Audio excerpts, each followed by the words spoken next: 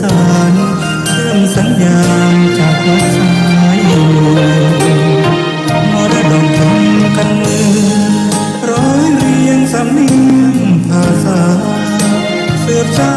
นตำนานล้านนาอันทรงคุณค่ามิให้เสื่อมสูญภูมิธรรมเก่าก่อนคติคำสอนอานิสงส์ผลบุญสติปัญญาเลื่อนภูช่วยหนุนบุญญาญาติโยมพระครูสังวรศิลาธิรามั่นคงแน่นหนักในฐานะศิษย์พระโพดมทุกลมหายใจตั้งจิตมุ่งหมายนำพายาโยมทานศีลภาวนาสร้างสมตามรอยพระบรมโพธิสมภา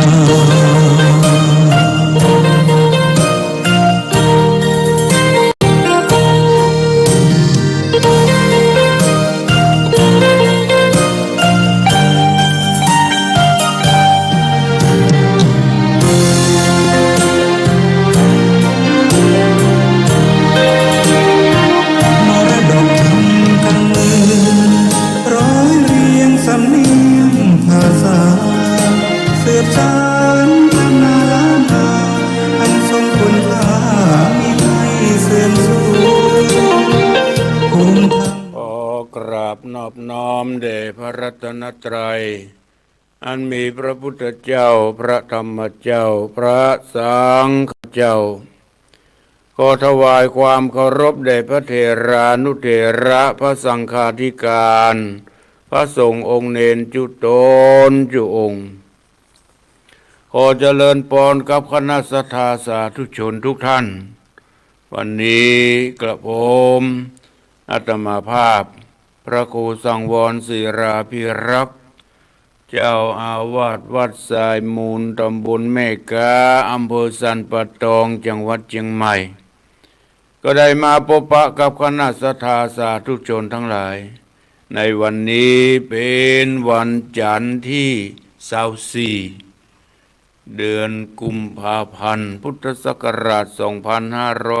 2568ซึ่งก็ตรงกับเดือน5เหนือแรม12ค่ำเดือน5เหนือวันนี้เป็นวันที่24เดือน5เหนือแรม12ค่ำรายการนี้ชื่อว่ารายการมรดกธรรมกำเมืองเทศนาอยู่ที่วัดสายมูลตำบลแม่กาอำเภอสันปะตองจังหวัดเชียงใหม่ส่งสัญญาณไปที่แม่ข่ายวัดปากตังเจริญท่านผู้อำนวยการท่านพระครูอภิวัฒนวิกรมก็ได้รับสัญญาณนี้ไปตามกระแสอินเทอร์เน็ตและก็ได้มีหลายๆสถานีได้นำเอารายการนี้ไปออกอากาศคือกระพอออกสถาญาติโยมทั้งหลายได้รับฟังอย่างสะดวกสบายอยู่ที่บ้านที่จองรับฟังกันตามอัธยาศัยฟังกันอย่างสะดวกสบายมีอิริยาบถอย่างใดจะนั่งจะนอนจะยืนจะฟังก็ได้ทั้งนั้นพอออกสถาญาติโยมทั้งหลายอาตมาได้นำเอาพระธรรมเทศนาจาดกเรื่องเจ้าบุญหลวงมาเทศนาไปในตอนแรกเมื่อวันที่17ที่ผ่านมาจะขอทบทวนให้ฟังมาในคณะที่พระพุทธเจ้าประทับอยู่ที่เจตวันมหาวิหาร มีพระสงฆ์องค์เจ้ามาสงสัยเรื่องพระเทวทัตจองร้านจองผานพระพุทธเจ้าตลอดมาเป็นด้วยเหตุใดพระพุทธเจ้าจึงตรัสเทศนาว่าการที่พระเทวทัตเนี่ยเป็นลูกพี่ลูกน้องกันก็ตามได้จองล้างจองผ่านมาบัดใจเฉพาะชาตินี้ชาติเดียวชาติหลังนั้นผ่านมาดังที่ได้เล่าให้ฟัง ครั้งหนึ่งเมื่อที่เมืองพญาเมืองปาราณสีพญาพมทัตและนางมเหสี ได้อยู่กันอย่างร่มเย็นเป็นสุขเพราะพญาพมทัตเป็นผู้มีศีลมีธรรมมีทศพิธราชธรรม10 ประการบ่ได้ขาดปฏิบัติอย่างอยู่อย่างร่มเย็นเป็นสุขประชาราษฎร์ก็อยู่กันอย่างร่มเย็นเป็นสุขก็เพราะประชานาราษฎร์อยู่กันอย่างร่มเย็นเป็นสุขก็ด้วยอาศัยพญาเจ้าเมืองเป็นผู้มีศีลมีธรรมมีทศพิธราชธรรมจึงทำให้บ้านเมืองอยู่อย่างร่มเย็นเป็นสุขแต่พญาเจ้าเมืองบ่มีลูกบ่มีเต้าขอให้นางมเหสีเนี่ยได้รักษาเนื้อรักษาตัวปฏิบัติตัวมีศีลมีธรรมนางก็ไหว้วอนต่อเทพบุตรเทวดาพญาอินทร์พญาพรหมขอทรงผู้มีบุญญาบารมีส่งมาเกิดในท้องของนางปทุมมาเมื่อนางอ้อนบอนต่อเทพพระไทยอินตานางก็หู้ตัวว่าโอ้มีได้ผลได้ตั้งท้องนางปทุมมาได้ตั้งครรภ์ตั้งท้องมาครบ10 เดือนก็ได้พาสูตรเป็นปอดยายที่ใส่ชื่อว่าสุริยกุมารอยู่ต่อมาแหมบาเมินบานานนางปทุมมาก็ตั้งท้องเป็นครรภ์ที่2เมื่อครรภ์ครบ10 เดือนก็ได้ประสูติออกมาเป็นปอดยายแหมละเป็นปอดยายคนที่2ใส่ชื่อว่าจันทกุมาร2 กุมารใหญ่โตขึ้นมามีความสุขความเจริญต่อมาจะเป็นใหญ่ขึ้นมาก็อยู่ในวังก็เป็นที่อันง่อมอยู่แต่เพราะในหัวในวังก็อยากจะไปแอวในบ้านนอกขอกนาพ่องก็เลยไปล่ำลาพ่อทั้งสองก่อนที่จะไปก็คือโอวาทคำสั่งคำสอนคือมีศีลมีธรรมคือได้ปฏิบัติตามคำพ่อคำสอนคำสั่งคำสอนอย่าได้ทำไอ้หยังก็ตามอย่าได้ผิดศีลผิดธรรมทั้งกายทั้งวาจาทั้งจิตใจคือปฏิบัติอย่างเคร่งครัดพ่อสอนอยู่ตลอดเวลาพ่อพญาพมทัตพยายามสอนลูกคืออยู่ในกรอบทีนี้ลูกทั้งสองกุมารจนจบ10 ประกุลกุมลยำต่างๆนานาจนถึงอายุได้10 ขวบ2 คนก็เข้าไปแอวในป่าในดงลาพ่อลาแม่เพื่อไปแอวผจญภัยประสบการณ์ในบ้านนอกขอกนาเถอะพ่อก็อนุญาตไปลูก 2 คนจะผจญภัยให้ดีอย่างใดก็ขอพ่อศรัทธาญาติโยมทั้งหลายได้รับฟังในตอนที่2ต่อไปในตอนที่2นี้ก็ขอขอบคุณอนุโมทนาต่อแม่ซ้อนเปิ้นปูจากันเทศมาพ่อนานอินจันทร์แม่ซ้อนบ้านแม่วางบนนาสายลีได้บริจาคกันเทศมาก็ขอขอบคุณอนุโมทนาพ่อนานอินจันทร์แม่ซ้อนบ้านแม่วางบนอำเภอตำบลนาสายลีเมื่อวานนี้ได้มีโอกาสไปสงเคราะห์แก่ไฟไหม้ที่บ้านก้อและไปสงเคราะห์แก่ผู้ป่วยติดเตียงแห่งหลายที่ตำบลนาสายขอขอบคุณอนุโมทนาแม่สอนเนอะตั้งอกตั้งใจรับฟังพระธรรมเทศนาจาดกเรื่องเจ้าบุญหลวงตอนที่2เป็นลำดับต่อไป นะโมตัสสะภะคะวะโตอะระหะโตสัมมาสัมพุทธัสสะ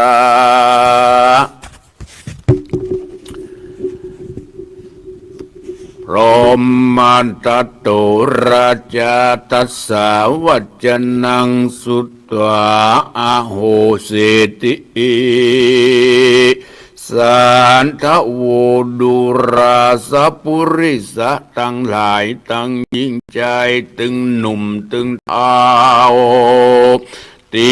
ปะกันมาตั้งอกตั้งใจฟังพระธรรมเทศนาจุงจักจำติดต่อบทบาทข้อบาลี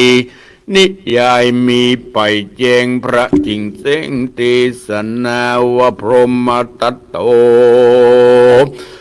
ราชาดังนี้เป็นตนภิกขเวดุราภิกขุทรงตูนตะรงสินใสวิโรธเจือเงาโคตะโกตะลงยานส่วนว่าพระผู้บานพรหมทัตฟังโอกาสตุนสาแห่งราชยาณไทยซ้ำโขดไม้ป่านไฟเมินตาใสล้องดาวดุรานางหยาบจากาลีลูกมึงบทดีใจหยาบบทสุภาพตามธรรมกูขับจำฮือพรากออกไปจากเสียเมืองมึงปล่อยเครื่องร้องไห้รักลูกถอยไร้สองใจลูกผีพายสอนยากลูกวิบากปามาตั้งสองขาหนุ่มเน่าอายุ15 16กวังคอจบบรอดจักเป่าวอดปาวายบ่หูคุณพ่อแม่อันเลี้ยงแต่อ่อนมากันสองขาใหญ่ก้าจักหยาบจ้าเลือหลายจักใจหานเป็นแก่นปรีบ่แม่นกำปูมึงจุงดูพอไว้คือกูได้เล็งหาน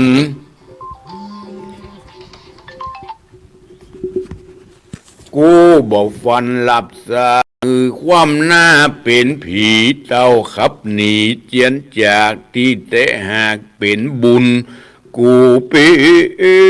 นขุนภาพดาวบ่หอนกาวลายกำกูได้จำมือพรากจุงรีบจากเลี้ยวไปมึงจุงไปบอกกล่าวฮือลูกบ่าวสองใจ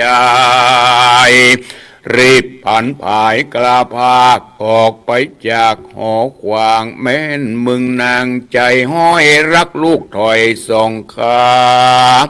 มีใจป่องก้อยกว่ากูบอกว่าฉันได้มึงจุงไปตัวลูกกูจะผูกเตวีเอานางนารีผู้ใหม่มานั่งใกล้เตรียมคิงแม้นมึงขันนิ่งคำเจ้าถือลูกเต้าส่องใจโศกตุกหลายหิวหอดจากมวยมอดเมื่อมอนกูบ่ร้อนห้ามได้ตามมึงไฟผาธนาจาและนาตั้งสุดว่านางปทุมมายศสวยได้ยินถ้อยคำจาแห่งสามิกาที่ไว้ร้อนเอาไม้ตั้งคิงตัวนางยิงไว้กล่าวฮือตันเต้าหลายตีว่าโตดลูกมีน้อยขอกเต้าปล่อยวางตำลูกได้ถลำลวงคามกวนก่าวแฮมสองโหนลูกในตนบ่หูกวนก่าวอู้เนืองขอบุญเรื่องปิเจ้าอย่าฮือลูกเต้าไก่กาขอคุณนาตังกูฮือได้อยู่แก้มองค์เจ้าห่อโขงพรหมตัดฟังโอกาสราชจยา ซ้ำกูถามบ่น้อยว่ากูบ่ปล่อยวางตำกูไขกรรมไปแล้วบ่กาดแก้วขึ้นหลังแม้นมึงยังตุนจ้ากูจะฆ่ามึงตายมึงจุงพันภายไว้วองออกจากห้องกูไปรีบเร็วไว้ไปกล่าวฮือลูกบ่าวสองคนรีบเตียวหนกลาภาคออกไปจากเมืองกู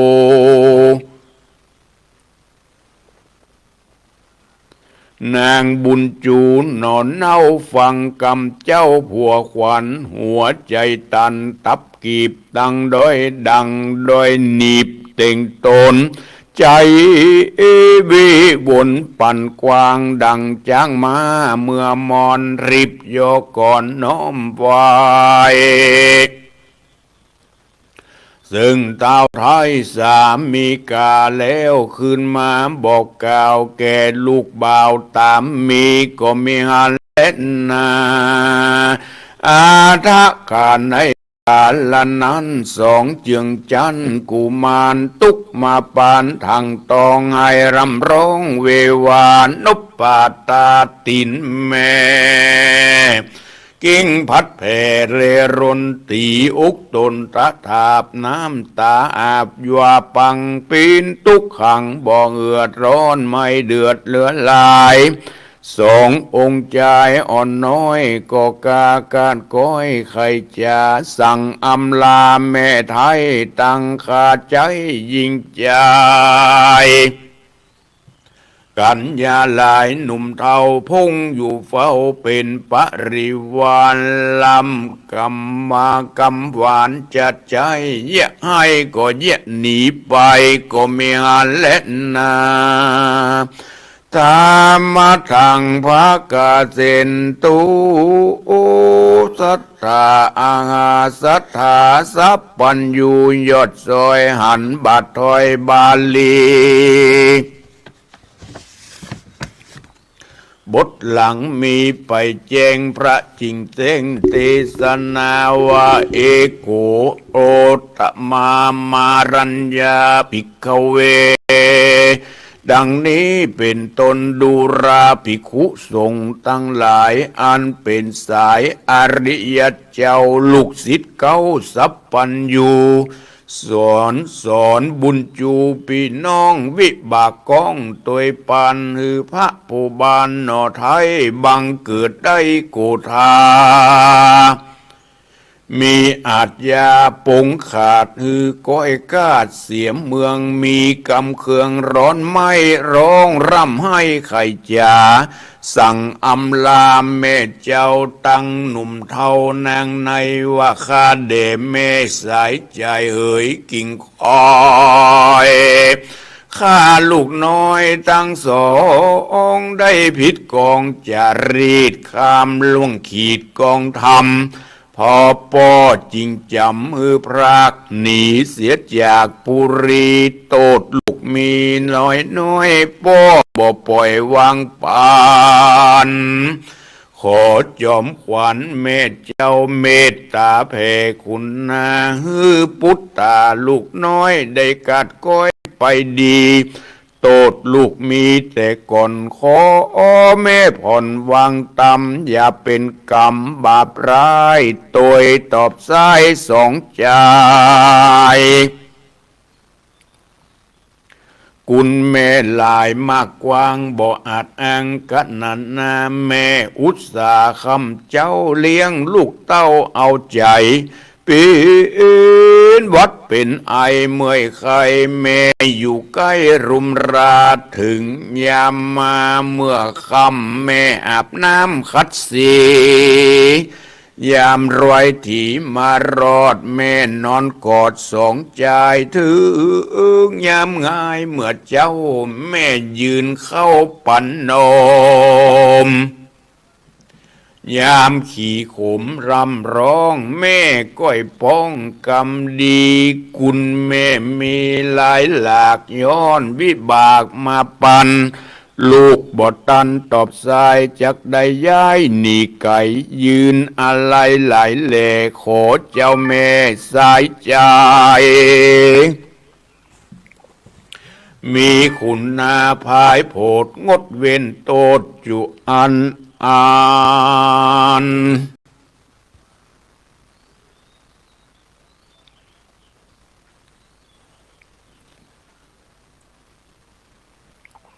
แม่ก้อยปองคำดีขอจอมขวัญแม่เจ้าจุงอยู่เตียงเต้าสวดสดี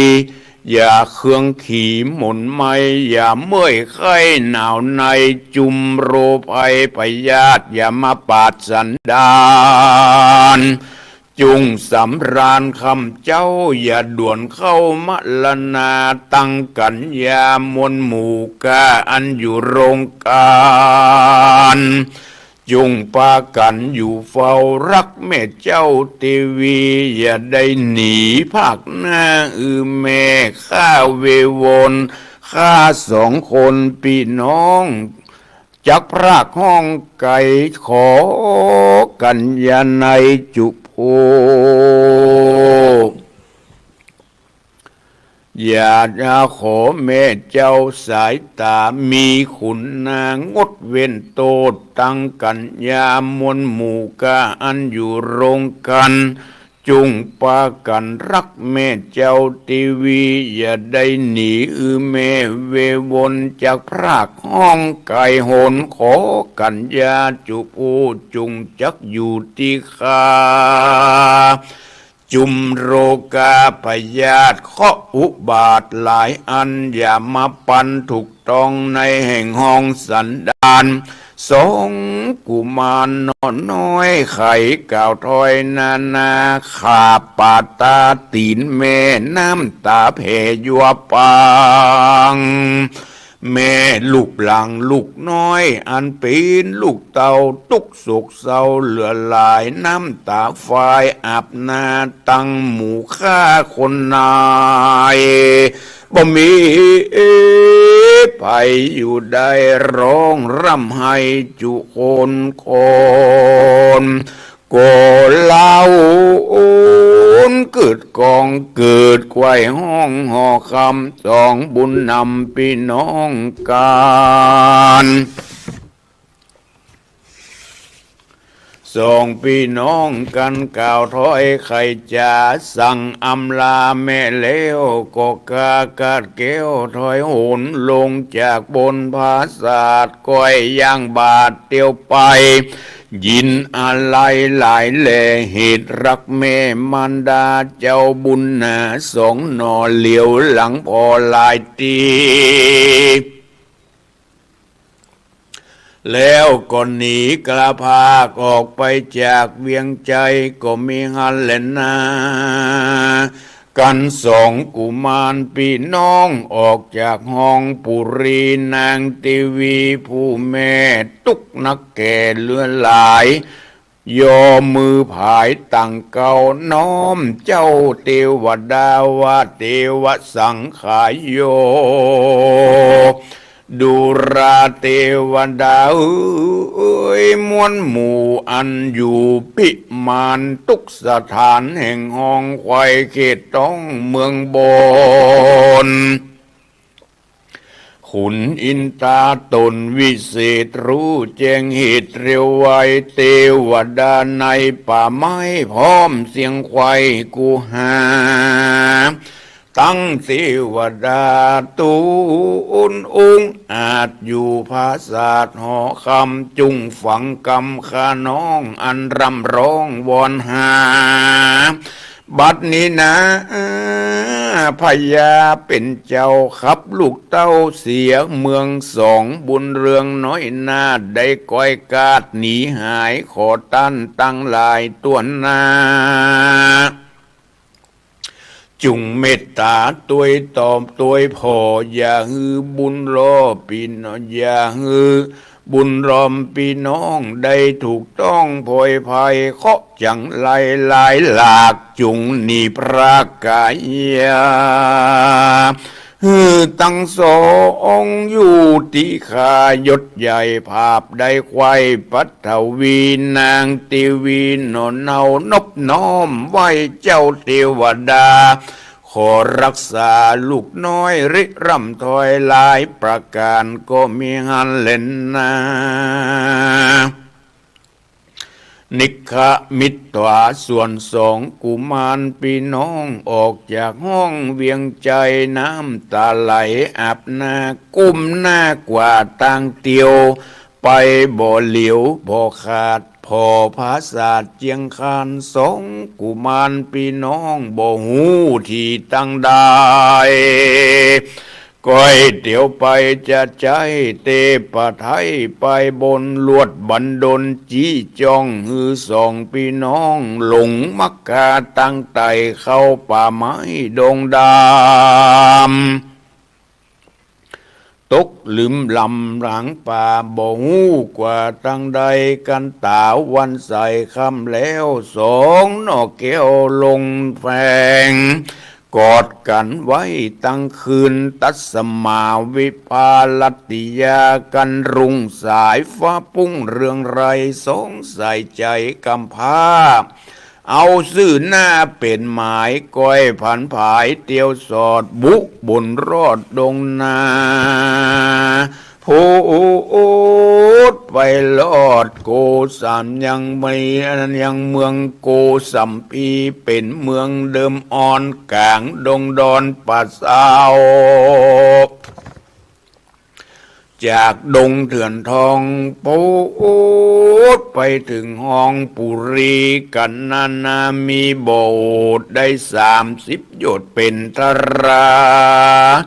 ตาวันดาคำก้อยทรงอ่อนน้อยหิวแรงเตียวบอกแข่งอิดอ่อนจริงยังย่อนกายยา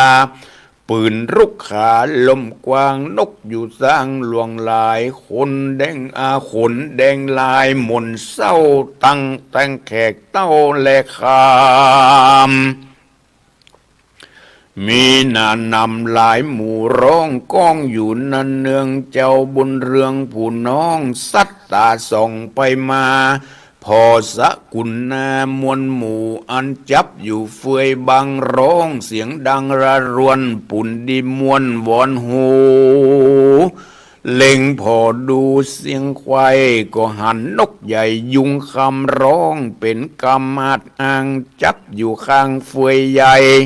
ปีกหางใสวาวองขับตับปอดอาวันนะส่องปุ่นจมเจ้าอุดมใจจ่องห้อยปิยา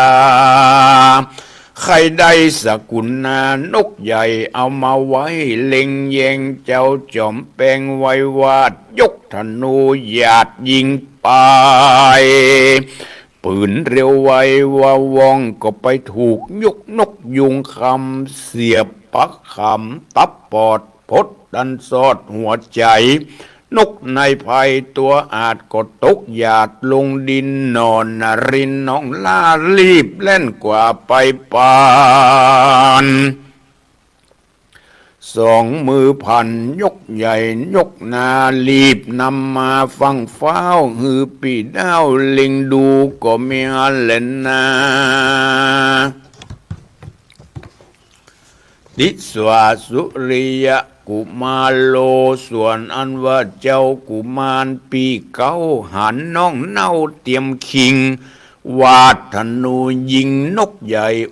หอบได้นำมาหันสังกาหลายหลากเล็บและปากเป็นคามสองตาดำวาวองปีกเลื่อมส่องมีวันก็บอกหันลวงแล้วเป็นนกแก้วดงดอนหน่อผู้ทอนผู้ปีสั้นทวนทีไปมากกกูทาโขดบ่อนน้อยจิงกล่าวถ้อยกำไปว่าดูราสายใจเฮยน้องลาสังเป็นคนหยาบจ้าทารุณเราสองคนพี่น้องที่ได้จากภาคห้องเมืองมาก็ย้อนเป็นคนปาลาบับใบแอวป่าไม้ดงดาม ข้านกยุงคำมวยหมอดนำมาไปรอดปุรีพระภูมิโปอเต้ายินโขดเท้านำนาขับเรานาพี่น้องหนีออกจากห้องเราลาไกลพรากห้องนาก็เพราะใดเสียศีลธรรมนับอ้างเดือนปลายเจ้าบุญภายน้องไทยสังบทใจจำจือข้านกยุงแถมลาวสร้างบาปเศร้าสองตีมึงจุงหนีเข้าป่าอย่าได้กว่าตัวกูเจ้าบุญจูน้องล่าฟังปีดาหลายอ่านหัวใจตันต่ำก้อยน้ำตาย้อยยัวปังปีนทุกขังหนึ่งหนีบเจ้าก็รีบเร็วไวอุ้มนกไปซ่อนไว้ที่พุ่มไม้เฟยนาแล้วก็ปิกปอกที่เก่าหน้ามนเศร้ามองขีเจ้าคนนี้กล้าพากดังปีหาขับจามริลำกำลายแหล่ฮือปีแผ่ขุนนายามดึกมาสะซ้อยลวดมาม้อยลับไปกลางดงไผ่ป่าสาวกับปีเจ้าบุญมีถึงไรที่นั่นลุงสายฟ้าปุ่งขึ้นมาก็มีหันเลนนาตะตาอุโภโกสัมปีอารัญญากติอันว่าสงกุมารพี่น้องนอนในห้องดงนาเขตอาณาแห่งเต้าตูนหาเท้าจือว่าเมืองโกสัมปียะตาและมีเมื่อใดดังอันตะตาในกาลยามนั้นอันว่าพญาโกสัมปีตูนอุ้งอาจนอนในภาษาใสสเรยามรอยถีไกลุงเต้าก็ฝันว่ามีพระจันทร์อยู่ฟ้าตุกแหล่งลาลงมากุมกว่าเมื่อบนเมื่อถอยหนกาภาคหนีไปจากเลี้ยวไว้ยังมีใจจังไรหนึ่งใจอุ้มหอบไว้สับปันรัศมีเรืองรุ่งวันนปุงเปิงเป่าแสงสีขาวส่องตองไปตัวห้องปาราทัดนั้นมีสาวสวรรค์ลงมาปันฟังฟ้าวบอกเกตันเต้าผู้ทรวานมีในดงดอนประเทศสุดปลายขีดราชสีมากลางดงนาป่าไม้มีนกยุงคำริดที่นำหลายหลาก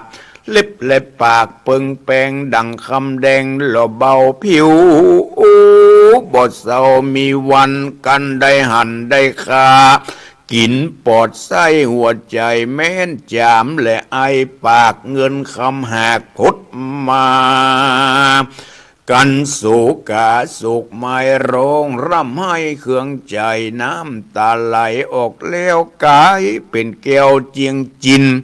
คนได้กินเกี้ยวได้ยังหัวนกใหญ่ยุงคำลิดที่นำไหลแหล่ยาสะเพลือจามีติจาองค์อาจภาพไว้หน้าจุมปูก็มีโดยพระการดังกล่าวมานิเลนานิติตังขียาสังวันนาวิเศษจะห้องเหตุยังเจ้าบุญหลวงปกตวนสองก็บังคมสมเรศดี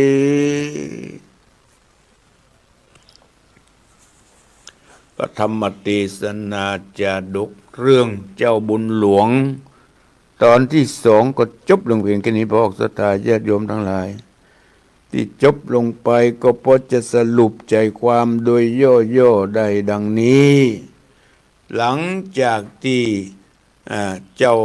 กุมารสองคนได้ใหญ่โตขึ้นมาปีกกล้าขาแข็งได้ไปทำพิษศีลได้ไปพิษศีลได้ฆ่านกได้ฆ่านก ตูป้อก็มีความโกรธความเกลียดฮือสองกุมารอุตสาหสอนฮือมีศีลมีธรรมอุตสาหสอนฮือมีอย่าได้ขาดเมตตาทีนี้ไปฆ่านกไปยิงนกมาป่อเสียอกเสียใจพญาพมทัตไล่ล่ะใจความโมโหโกธาไล่ลูกทั้งสองที่สอนบ่ฟังสอนบ่ฟังพยายามสอนแล้วมีศีลมีธรรมอย่ากระทำความชั่วอย่ากระทำอันเป็นบาปสอนสุดท้ายมาทำเกิดจนได้กดเกียรติไล่ใสส่งออกจากบ้านจากเมืองแม่ตุมมาห้ามอย่างใดก็บ่ฟังหาว่าแม่เข้าข้างลูกแฮมพญาพมทัตกดเกียรติขับไล่ใสส่งยืนกระต่ายขาเดียวลูกออกไปผจญภัยไปขับไล่มันคงเป็นบาปเป็นกรรมกับสองกุมารก็ได้ล่ำลาแม่ตนแม่ก็ร้องห่มร้องไห้ไปไปจ๋าพญาพมทัตอย่างใดก็ถึงบ่ฟังไหวบอนต่อเทบุตรเทวดาอินพรหมขออย่างถ้าเป็นอย่างนี้แล้วก็ขอเทพบุตรเทวดาได้รักษาลูกทั้งสองในคณะเดินทางที่ป่อขับไล่สายส่งเทวดาหูหับสาบสองกุมารฮือปลอดภัยเนอะอย่าได้เป็นเพศเป็นภัยกับสองกุมารเทวดารักษาพ่อก้อยไหววอนสองกุมารก็เดินทางต่อไปลงเข้าไปในป่าใหญ่จนพดไปแถวเมืองโกสัมพีพุ่นน่ะเมืองโกสัมพีซึ่งติดต่อกับเมืองปาราณสีนี่นะไปหันใส่นกยุงให้เหมาะคณะเดินทางในป่าลูกคนที่ลงลูกคนล่าจันตะกุมารก็ยังบอกฟังเด้อยังไปยิงนกให้เหมาะยิงนกปีก็มีความโกรธเหมือนกันโกรธบ่พอพอใจยังดุด่าว่ากล่าวน้องก็ที่เฮาได้ออกจากบ้านจากเมืองมาก็เพราะอย่างนะน้องจันทกุมารเหตุใดเจ้าจึงมาทำแห่มั่งเจ้าสุริยะกุมารก็มีความโกรธความเกลียดตอนแรกก็ดุด่าว่าฮือลูกว่าฮือน้องจันทกุมารน้องก็เสียอกเสียใจทำตอนแรกก็ขับไล่ใครใส่ทรงแต่น้องก็บันหนีไปไหนก็เอานกไปซ่อนไว้บ่ฮือปี้ได้โกรธได้เกลียดบ่ได้ทั้งสองคนออกจากบ้านจากเมืองทำบาปทำกรรมบ่ดีจันทกุมารทำหู้ที่ได้ทำผิดต่อจารีตทำผิดศีลผิดธรรมจนไปถึงเมืองโกสัมพีพญาก่อนที่จะสองกุมารจะถึงจะไปเข้าในเมืองพญาโกสัมพีฝันหันว่าพระอาทิตย์เนี่ยตกลงมาพระอาทิตย์ตกลงมาจะเข้าไปหาพอดีมีคนมาจับเอาไปนี่มีคนมาเอาพระจันทร์นั้นไปไว้เอาพระอาทิตย์นั้นไปพระอาทิตย์หยาดลงมาคนขี้ไล่เอาไปทัดนั้นนางฟ้าสาวสวรรค์ได้บอกแก่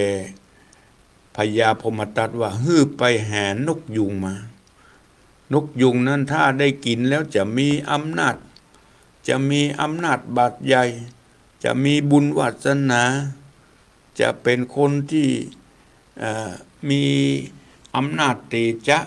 ที่รุ่งเรืองความฝันของพญาโกสัมพีฝันก่อนที่กุมารจะไปถึงเรื่องราวเหล่านี้จะปรากฏแก่เมืองโกสัมพีให้ดีอย่างใดพ ปอกศรัทธาญาติโยมทั้งหลายสองกุมารจะผจญภัยในเมืองโกสัมพีจะไปปะพญาโกสัมพีเป็นจะร้ายจะดีอย่างใดก็ตามพระธรรมเทศนาเรื่องเจ้าบุญหลวงตอนที่สองก็จบลงเพียงแค่นี้ที่สรุปฟังโดยโย่คือกระปอกศรัทธาญาติโยมทั้งหลายได้ฟังที่ได้เทศนามาก็พอสมควรเก็บเวลาเรื่องเจ้าบุญหลวงก็จบลงเพียงแค่นี้ในตอนที่สองเวลาที่เหลือนี้ก็ขอประชาสัมพันธ์ปอกศรัทธาญาติโยมทั้งหลายในวันที่16มีนาคมจะมีการจัดแสดงพระธรรมเทศนาพระเวสสันดร13การแบบทรงเครื่องเทศโดยการนำของพระอาจารย์ราชันอริโยวัดกวางทองจังหวัดพิษณุโลกพร้อมทีมงาน3ธรรมาสน์เทศนาไปตัวมีตัวแสดงพระเวสสันดรนางมัตสีจารีกันหาและชูชกแสดงประกอบไปตัวหันเป็นปุกลาธิฐานหันเป็นตัวเป็นตนพร้อมกับนั้นก็ได้มีทศพลหิมพานต์และน้องผักบุ้งมาแลเรื่องพระคุณของพ่อของแม่การเทศนาธรรมแบบภาคกลางนี้เป็นใจทำนองแลเหมือนกับเพลงที่เราได้ยินเพลงแลนั่นนะแต่ทางภาคกลางเป็นใจลักษณะแบบนี้ดังนั้นก็ขอเชิญชวนศรัทธาสาธุชนได้มาชมมาฟังมาพอรูปแบบของการเทศมหาชาติแบบทรงเครื่องแบบประยุกต์ฟังกันง่ายๆพอกันง่ายๆพอกันอย่างรวดลัดฟังจบในเวลาบักกี่ชั่วโมงตั้งแต่กันที่1ไปจนถึงกันที่3เราเคยได้ยินครูบาอาจารย์เพิ่นได้บอกว่าการฟังพระธรรมเทศนามหาชาติจบในวันเดียวนี่นะตั้งแต่กันที่1จึงกันที่13จบนี่นะโอ้มีอานิสงส์สุดที่จะพรรณนาแต่ละกันเมื่อเราฟังแล้วก็ยังได้อานิสงส์ยังอานิสงส์นักหนาปาป้านอยู่แล้วแต่เรามาฟัง13กันรวดเนี่ยโดยใช้เวลาประเมินนานเท่าใดก็ถือว่าเรามาได้อานิสงส์ของการฟังธรรมในข่าวครั้งนี้โดยเพื่อบ่ฮือพระออกศรัทธาญาติโยมทั้งหลายได้พลาดโอกาสอันเป็นบุญกุศลในข่าวครั้งนี้ก็ขอน้อมเชิญชวนในขณะที่ท่านมาปูจาเทศแต่ละปีในชะตาปีเกิดของเฮาแล้วก็ได้ก่อนที่ท่านฟังเทศกันของท่านก็มีการปูจาเตียนประจำวันเกิดโดยก็ขอเปิ้นมีฮือบริการในงานโดยดังนั้นก็ขอเชิญชวนศรัทธาสาธุชนทุกท่านที่ได้มีโอกาสมีเวลาก็ขอน้อมเชิญเจริญพรวันที่16ตั้งแต่เวลา9 โมงเป็นต้นไปโดยการเชิญเจริญพรท่านนายกองค์การบริหารส่วนจังหวัดเชียงใหม่มาเป็นประธานในพิธีเปิดงานเทศในข่าวครั้งนี้แล้วดังนั้นก็มีการเจริญพรแก่บรรดาศรัทธาญาติโยมทั้งหลายมีโอกาสได้ทำบุญเป็นเจ้าภาพการเทศเป็นเจ้าภาพโรงทานบริการอาหารน้ำดื่มแก่ศรัทธาประชาชนไปมีเจตนาก็ขอแจ้งมาที่0812898992ที่แจ้งความจำนงมาก็มีแม่น้อยกันทัศมาศ ผู้จากันเทศมา 2,000 บาท แม่จันเรือนใสท่าการปีแปะ500 บาทพ่อสนั่นแม่อำพรแดงชมพร้อมลูกเต้าหลานเหลน 1,000 บาท อาจารย์นิรันดร์ยศศิลป์หรืออาจารย์นันโยบ้านเกาะม่วงลำปูน500 บาทพ่อบุญธรรมแม่รัตนาสั่งคำฟันเวียงปะเป้า200 บาทแม่หลวงพ่อหลวงยุทธแม่หลวงสายฝนจันกุณะหนองผ้าขาว400 บาทแม่จงดีเชื่อกันทาเสาหินฝางก็ได้แจ้งความจำนงมาพ่อน้อยหลู่จองสั่งปันบ้านน้ำต้นแม่วางบ้านหมักหนองเย็นบ้านหนองเย็นพ่อน้อยหลู่บริจาคมา500 บาทเวลาสีมาลาพร้อมบุตรหลาน 1,000 บาทนอกจากนั้นก็มีการแจ้งความจำนงมาก็คุณพันนิตราพรหมมินทร์บ้านแม่แตงคณะศรัทธาวัดแม่กาพร้อมเจ้าอาวาสคณะศรัทธาวัดร่องคุดเจ้าอาวาสท่านเจ้าอาวาสวัดหนองแขมวัดปากกล้วยก็แจ้งมันจะมีจะเป็นเจ้าภาพการเทศในคราวครั้งนี้โดยขอขอบคุณและอนุโมทนาเจริญพรเจ้าแม่ฟังอยู่เนอโอ้ที่ลำปางฟังชัดเจนเนาะแม่อยู่น่านเจ้าโอ้อยู่น่านอยู่น่านบ้านอย่างก็น่านบ้านนาเหลืองเจ้านาเหลืองจำอำเภอนาเหลืองเนาะบอกอำเภอสาเจ้าอำเภอสาบ้านนาเหลืองเจ้าโอ้ฟังชัดเจนนี่เนาะที่น่านเจ้าทั้งชัดเจนดีเจ้าโอ้ขอบคุณเนอบุญรักษาอยู่ดีมีสุขเจริญเจริญปนเจริญปนใช่เสียเจ้าท่านโอ้แม่อุ้ยหลงโอ้ว่าลืมไปแอวหาแม่อุ้ยหลงว่าไปบ้านก้อป่ะน่ะว่าไปบ้านก้อไปที่แปรป่ะน่ะที่แปรไฟไหม้ที่ไฟไหม้แปรนั่นน่ะไปแหละที่อะไร5-6ที่อะไรเมียหนุ่มเดี่ยวไปลูกแล้วนั่นกะเดี่ยวไปลูกโอ้มลูกละไปเนี่ยหนุ่มเมียไปลูกที่ไปเก่งช่วยแค่5-6เดี่ยวโอ้อันนี้ไปแถวหน้าทรายป่ะน่ะไปผมว่าพุ่นแถวผมว่าพุ่นโอ้ไปสุกุติไปที่ไป5เดี่ยวนะโอ้ขอบคุณแม่อุ้ยหลงเนอะยาวไปเดี่ยวไปไหนมาลูกเราไม่อยู่บ้านอยู่พักผ่อนอยู่บ้าน91ละบุญรักษาอยู่ดีมีสุขเจริญพรกับไว้สาครับอีกี้โทรมาอย่างน้องเบลอินเทอร์เน็ตมันเงียบไปครับตะกี้ครับเพิ่นเอาเทปออกตอนแรกครับได้ครับเรากลัวพี่ว่าไปครับแล้วก็เสียงมันก็เงียบไปครับแล้วตอนหลังนี่ดีแล้วเนาะตอนหลังขาดไปนิดนึงแล้วก็ดีมาเรื่อยเลยครับ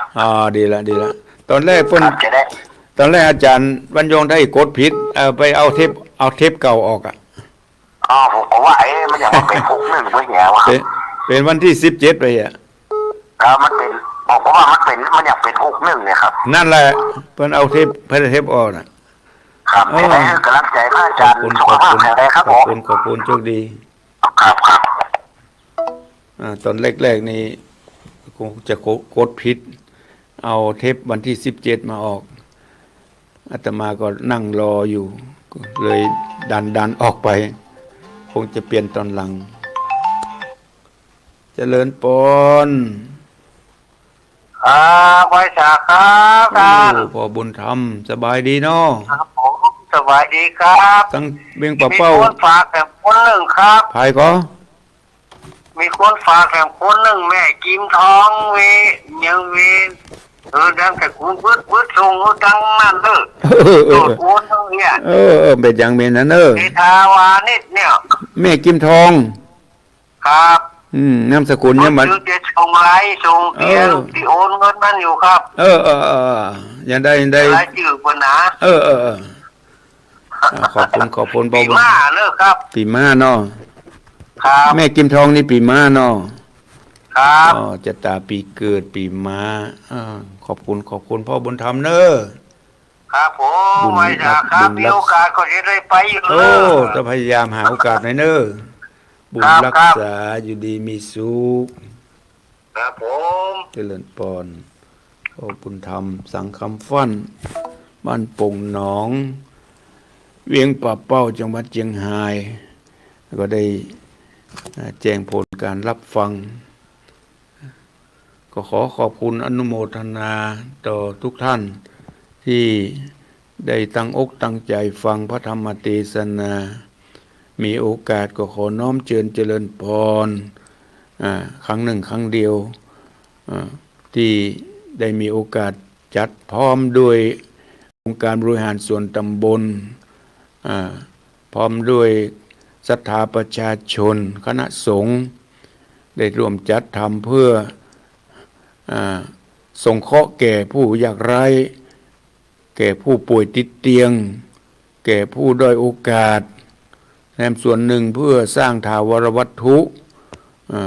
ภายในวัดในข่าวครั้งนี้ตัว